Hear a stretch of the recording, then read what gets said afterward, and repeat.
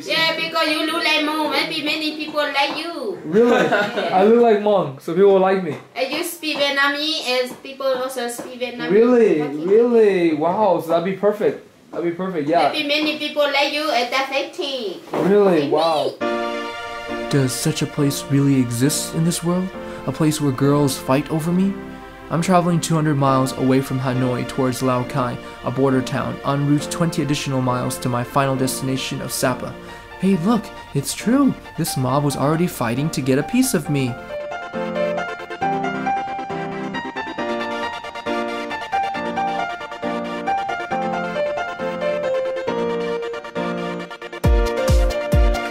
This is SAPA. It's always had a fun place in my heart because I grew to appreciate Vietnam due to the surrounding area's natural beauty, reminiscent of the last frontier, whatever that is. The French in the early 1900s thought so too. Can't they come up with their own ideas and establish retreats away from the heat high along SAPA's hilltops? Most of the old construction no longer remains, but more recently, local and foreign tourism has once again made SAPA quite relevant. SAPA Market is a must-see. Ethnic minorities like the Black Hmong and the Red Zhaos all converge together daily to buy or sell produce, or to mingle and gossip. This is like a Chinese flea market, a Mexican swap meet, and Black Friday every single day, without the violence and the big screen TVs. During the morning rush though, the atmosphere can be pretty chaotic. Take your time to explore the area.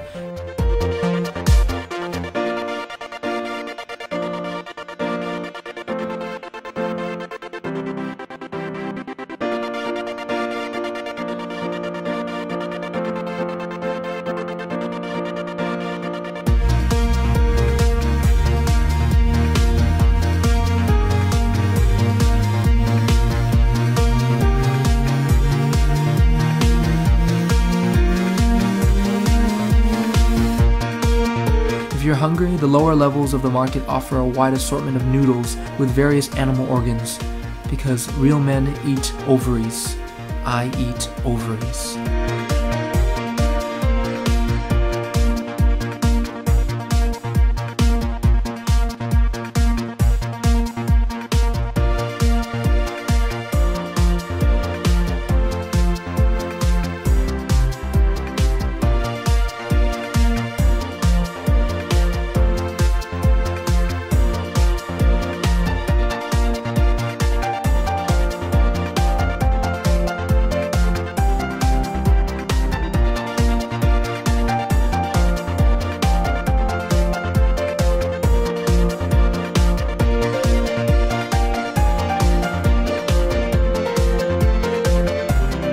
Of course, SAPA's tourist area itself is pretty awesome, but the landscape surrounding it is much better.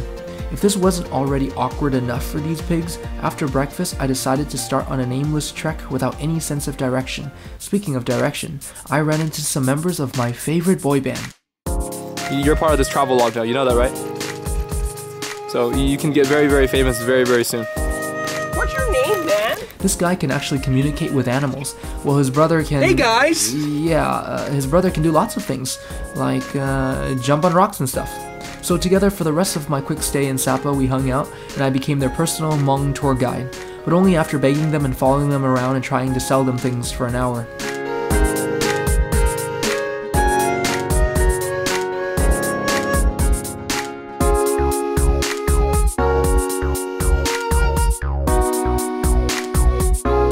Our destination was Cat Cat Village, the closest village to town and perhaps the easiest to walk to.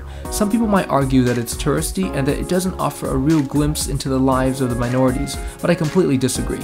If Cat Cat Village isn't authentic, then how come these puppies are nursing? And how come these puppies are eating a plastic stool? And how come this dog isn't afraid of Asians? See? That's right. Therefore, Cat Cat is authentic. Now, while you're experiencing authentic traditions and cultures of haggling for tourist trinkets and beads, be sure to also pay attention to the lives of locals around you. I mean, here are Hmong people acting like they actually have to carry firewood somewhere. It's clearly a part of the tourist trap. I mean, this dude is wearing my dad's shorts, and therefore, it isn't authentic. Since I was in primary school, I've always enjoyed the liberty of waterfalls, free-flowing without any certainty of when they'll run dry.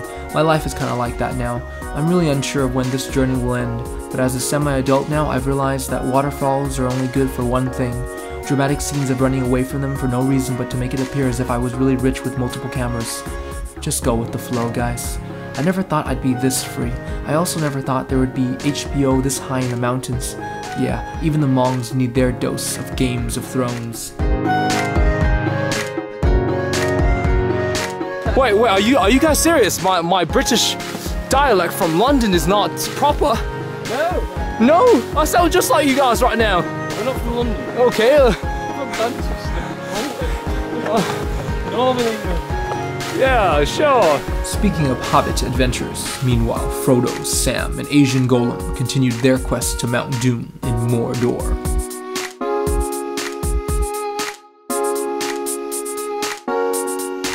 Having to cross a bridge across a river and realizing that we should have crossed the bridge earlier instead of crossing the boulders, but case in point, we did arrive after hours of endurance, all because somebody wanted a mountain pedicure.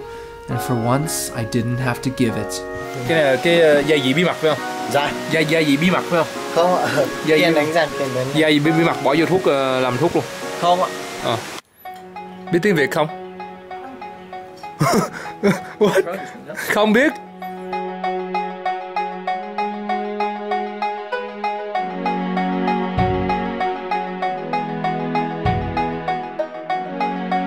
Cheers to the children of tomorrow! The children who just stared at us. Cheers to the working boy and his buffaloes, who all just ignored us. Cheers to the nightfall, which also didn't really care about us. Okay, SAPA Town at night is actually really interesting to me. It's dark, creepy, and eerie, especially under this rainbow umbrella. I recommend trying the grilled food when you're here. The cold weather makes barbecue that much tastier, especially when your tongue is so numb and you can't really taste how bad the food is. So maybe it's my irrelevant taste buds doing the talking here, but this meal, complete with the bamboo rice, was beyond delicious. It was so yummy.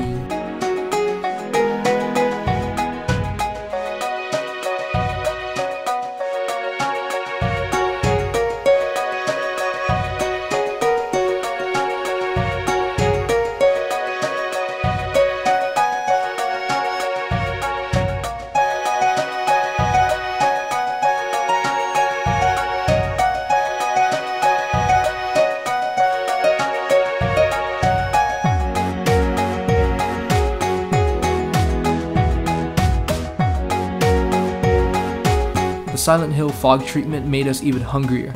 Grilled street meats just didn't satisfy enough, and like the street hooligans that we are, we defied society recklessly without any consideration for others by hogging this electric heater all to ourselves.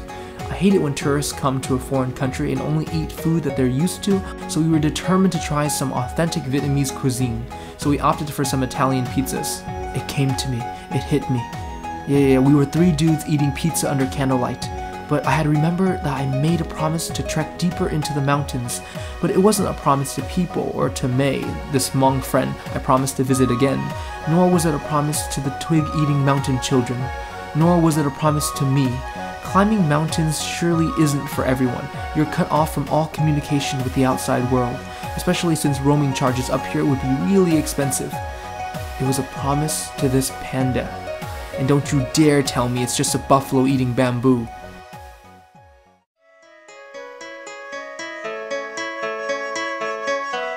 Missing moments in the mighty mountains meant mists meandering through my minuscule mind, especially for M words in this meager alliteration. A reason why people might climb mountains aside from panda promises or physically challenging themselves is because they are beyond sad. Dare I even say, morose? No, I'm not about to cry here. I just got some fog in my eyes.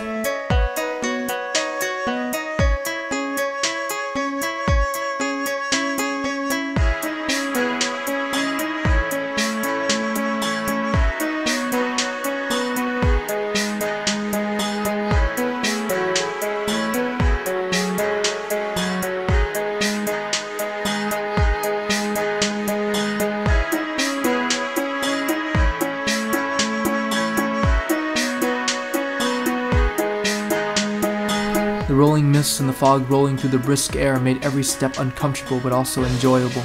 At moments the gloomy weather would make way for the sun, but obviously the sunshine forgot about the moss and the lichen on these branches, just like the sun had forgotten about me. And in this very moment, the sadness just engulfed me like the surrounding fog. Tears lined up, ready to be released from my heavy eyes.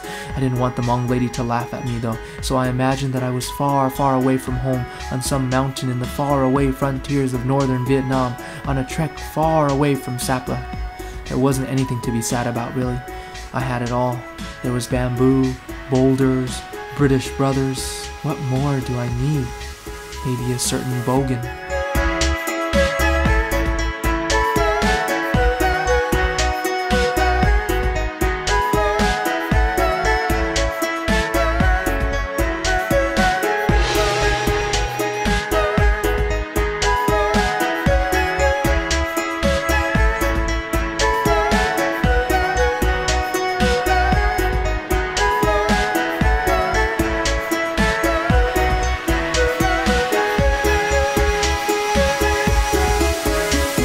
When we spotted the village's favorite pastime of mountain motorbiking, we knew we were close to May's home, especially since this was her dirty laundry.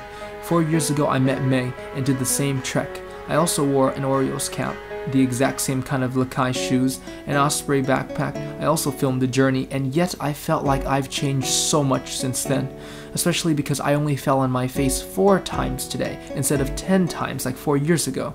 I've changed so much.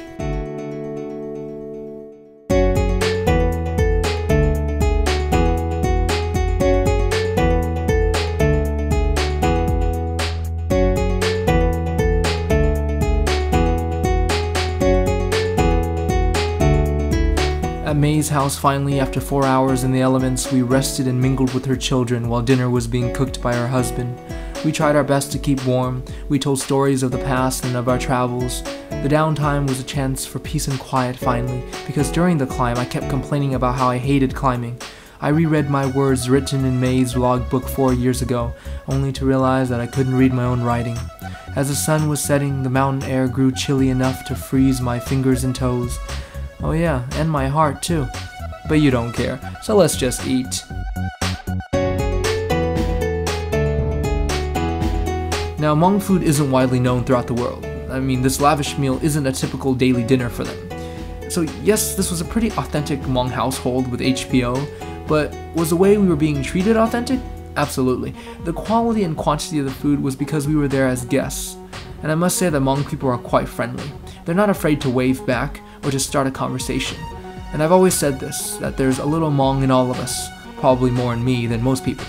But I must say, this meal was memorable, and probably one of the most memorable meals in all of my journeys so far. And it wasn't necessarily the rice or the wood-cooked food, it was the happy water.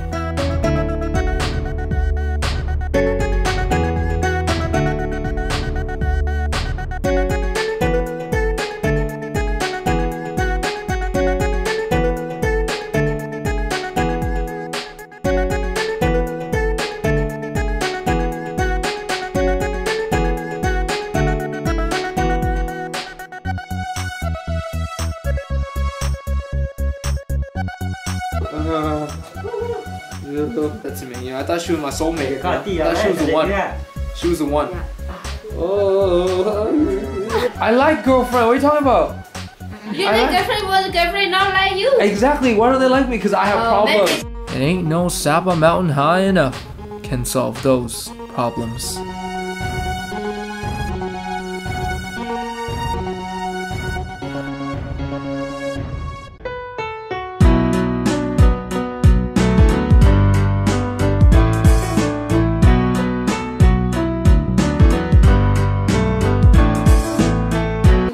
No. Many girl like you, but you are not like the girl. When the girl say hello to you, you not say hello to them. Right. When they say hello to me, I say, go away.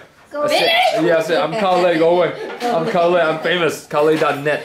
I'm famous, go away. Go away.